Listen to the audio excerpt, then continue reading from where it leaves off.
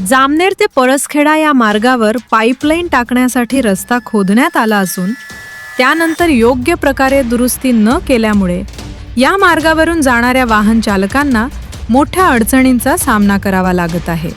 विशेषतः मोटरसायकल स्वारांसाठी हा रस्ता अत्यंत धोकादायक ठरत आहे।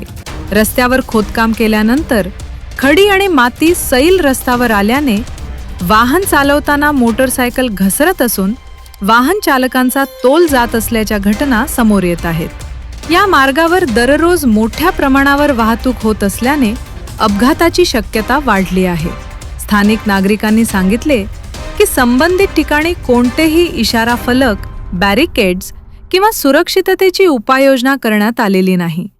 त्यामुळे रात्रीच्या वेळी वाहन चालकांना रस्त्यावरील स्थिती लक्षात न आल्याने अपघाताचा धोका अधिक वाढत आहे। दरम्यान या समस्येकडे सार्वजनिक बांधकाम विभागाने पूर्णतः दुर्लक्ष केल्याचा आरोप नागरिकांकडून केला जातोय। तात्काळ रस्त्याची दुरुस्ती करून वाहन चालकांच्या सुरक्षिततेची काळजी घ्यावी, अन्यथा येथे मोठा अपघात होण्याची भीती नागरिकांनी व्यक्त केली आहे। स्थानिक नागरिकांनी प्रशासनाला तातडीने या ठिकाणी लक्ष देऊन रस्ता दुरुस्त करण्याची मागणी केली आहे।